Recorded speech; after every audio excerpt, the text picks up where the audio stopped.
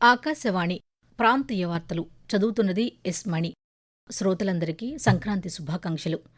ముఖ్యాంశాలు: ప్రకృతిని అనుసంధానిస్తూ సంక్రాంతి పండుగ మన జీవన శైలిలో ఒక భాగంగా మారేలా ప్రేరేపిస్తుందని ప్రధానమంత్రి నరేంద్ర మోదీ పేర్కొన్నారు.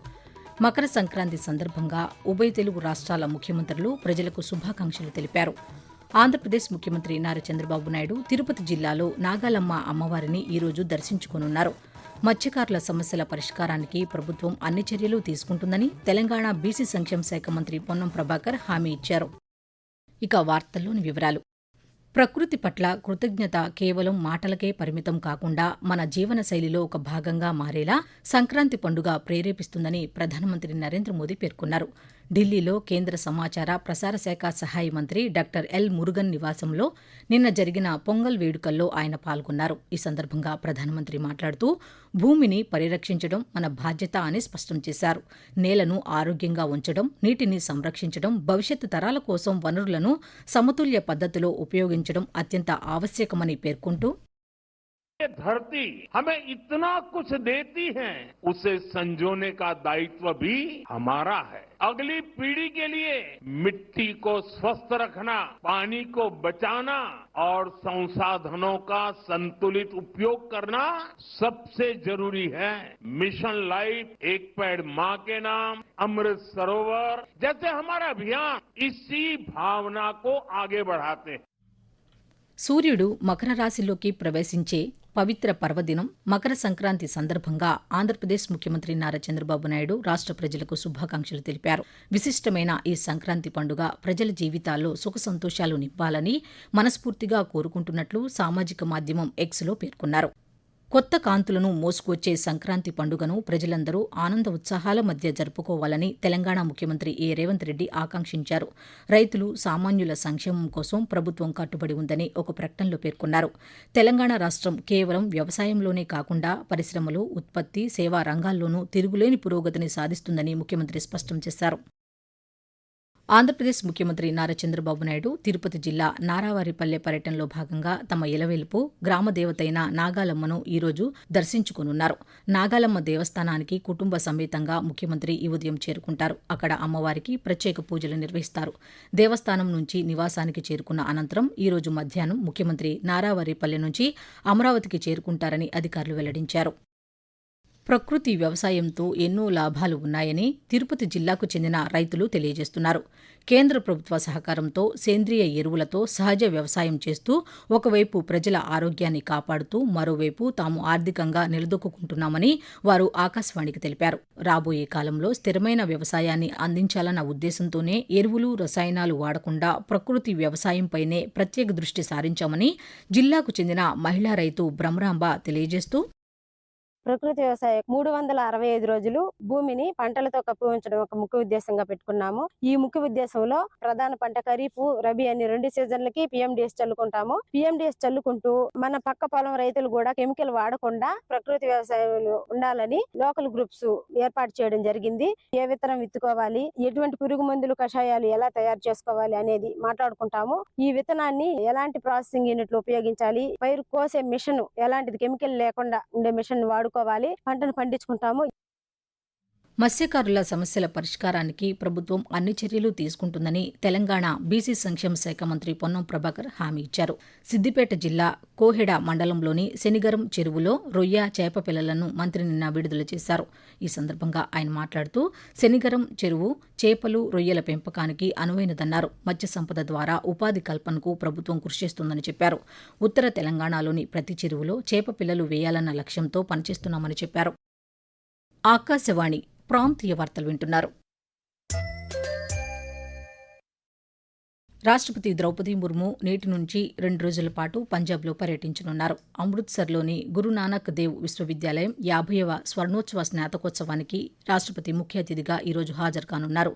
రేపు జలంధర్లోని doctor BR Ambedkar National Institute of టెక్నాలజీలో జరిగే 21వ స్నాతకోత్సవానికి హాజరై విద్యార్థులకు డిగ్రీ పట్టాలను ప్రదానం చేస్తారని అధికారులు వెల్లడించారు. రైల్వే ప్రయాణికులకు టీ, కాఫీ, సూప్ ఆకర్షణీయంగా, హైజెనిక్గా అందించేందుకు కొత్త ఆలోచన అమలుకు శ్రీకారం చుట్టినట్లు వాల్తేరు డీఆర్ఎం లలిత్ బోహ్రా వెల్లడించారు. విశాఖపట్నంలో నిన్న ఆయన పాత్రికేయులతో మాట్లాడుతూ కొత్త వెండింగ్ ఫ్లాస్కులతో ఇకపై విక్రయదారులు రైలు బోగీల్లో కనిపించనున్నట్లు తెలిపారు. తొలుత ఈ విధానాన్ని ఏపీ ఎక్స్ప్రెస్లో ప్రవేశపెట్టినట్లు పేర్కొంటూ tea and coffee which is served to the passengers. We have started new experiment that boy doing the catering service in the train, thermos where he has kept the hot milk or hot water or whatever it is, and he has a QR code also to make the digital payments. This as an experiment we are going to start in the AP Express train. ప్రజా దర్బార్లో స్వీకరించిన వినతులను పరిశీలించి పరిష్కరించనున్నట్లు ఆంధ్రప్రదేశ్ విద్యాశాఖ మంత్రి నారా లోకేష్ తెలిపారు. తిరుపతి జిల్లా చంద్రగిరి మండలం నారావారిపల్లెలోని నివాసంలో ప్రజా దర్బార్ను మంత్రి నిన్న నిర్వహించారు.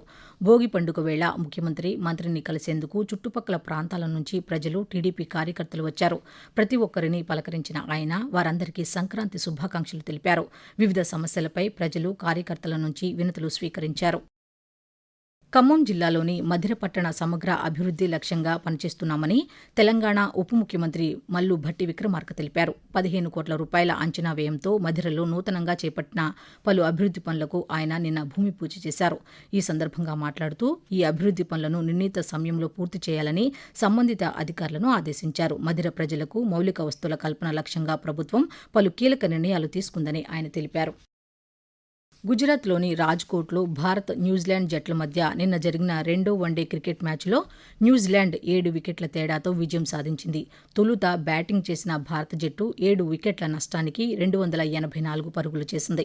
ఈ లక్ష్యాన్ని న్యూజిలాండ్ 47.3 ఓవర్లలోనే 3 వికెట్లు కోల్పోయి ఛేదించింది. దీంతో సిరీస్ను న్యూజిలాండ్ 1-1తో సమం చేసినట్లయింది. రెండు జట్ల మధ్య మూడవ వన్డే మ్యాచ్ ఈ నెల 18వ తేదీన మధ్యప్రదేశ్లోని ఇండోర్లో జరగనుంది.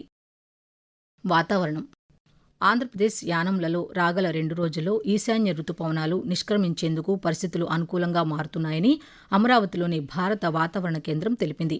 వీటి ఫలితంగా రాష్ట్రంలోని కోస్తా ఆంధ్రప్రదేశ్, యానం, రాయలసీమలలో పొడి వాతావరణం నెలకొనడంతో పాటు దట్టమైన పొగమంచు 1-2 చోట్ల కురిసే అవకాశం ఉందని వాతావరణ కేంద్ర అధికారి ఎం వెంకట్రావు పేర్కొన్నారు. కనిష్ట ఉష్ణోగ్రతల్లో రానున్న 5 రోజుల పాటు గణనీయమైన మార్పులు ఉండవని తెలిపారు. ఇక మరోవైపు తెలంగాణలో రానున్న 5 రోజుల పాటు పొడి వాతావరణం ఏర్పడే అవకాశం ఉందని హైదరాబాద్లోని వాతావరణ కేంద్రం వెల్లడించింది. 2 రోజుల పాటు ఆదిలాబాద్, కొమరం భీం, నిర్మల్, మంచిర్యాల జిల్లాలో పలుచోట్ల కనిష్ట ఉష్ణోగ్రతలు 11 నుంచి 15 డిగ్రీల సెల్సియస్ లోపు నమోదయ్యే అవకాశం ఉందని పేర్కొంది. తిరుపతి జిల్లా నారావారిపల్లె క్లస్టర్లోని ప్రతి కుటుంబానికి నెలకు 30 నుంచి 40 వేల రూపాయల వరకు ఆదాయం సమకూరేలా ప్రణాళికలు రూపొందించాలని ఆంధ్రప్రదేశ్ ముఖ్యమంత్రి నారా చంద్రబాబు నాయుడు అధికారులను ఆదేశించారు. నారావారిపల్లెలోని తన నివాసంలో అధికారులతో ఈ అంశంపై ఆయన నిన్న సమీక్షించారు. ఈ సందర్భంగా రానున్న ఏడాది కాలంలో నారావారిపల్లె క్లస్టర్ను ఎలా అభివృద్ధి చేయాలన్న అంశంపై జిల్లా అధికారులకు ముఖ్యమంత్రి పలు సూచనలు చేశారు. న్యూఢిల్లీలోని పార్లమెంట్ హౌస్ కాంప్లెక్స్లోని సంవిధాన సదన్ సెంట్రల్ హాల్లో కామన్వెల్త్ స్పీకర్లు, ప్రిసైడింగ్ అధికారుల 28వ సదస్సును ప్రధానమంత్రి నరేంద్ర మోదీ ఈరోజు ప్రారంభిస్తారు. ఈ సందర్భంగా ప్రధానమంత్రి సభికులను ఉద్దేశించి ప్రసంగిస్తారు. ఈ సదస్సుకు లోక్సభ స్పీకర్ ఓం బిర్లా అధ్యక్షత వహిస్తారు. ప్రపంచంలోని 42 కామన్వెల్త్ దేశాలు, 4 పాక్షిక స్వయం ప్రతిపత్తి గల పార్లమెంట్ల నుండి 61 మంది స్పీకర్లు, ప్రిసైడింగ్ అధికారులు ఈ సదస్సులో పాల్గొంటారు. ప్రాంతీయ వార్తలు ముగించే ముందు ముఖ్యాంశాలు మరోసారి. ప్రకృతిని అనుసంధానిస్తూ సంక్రాంతి పండుగ మన జీవనశైలిలో ఒక భాగంగా మారేలా ప్రేరేపిస్తుందని ప్రధానమంత్రి నరేంద్ర మోదీ పేర్కొన్నారు. మకర సంక్రాంతి సందర్భంగా ఉభయ తెలుగు రాష్ట్రాల ముఖ్యమంత్రులు ప్రజలకు శుభాకాంక్షలు తెలిపారు. ఆంధ్రప్రదేశ్ ముఖ్యమంత్రి నారా చంద్రబాబు నాయుడు తిరుపతి జిల్లాలో నాగాలమ్మ అమ్మవారిని ఈరోజు దర్శించుకోనున్నారు. మత్స్యకారుల సమస్యల పరిష్కారానికి ప్రభుత్వం అన్ని చర్యలు తీసుకుంటుందని తెలంగాణ బీసీ సంక్షేమ శాఖ మంత్రి పొన్నం ప్రభాకర్ హామీ ఇచ్చారు. ఆకాశవాణి ప్రాంతీయ వార్తలు ఇంతటితో సమాప్తం.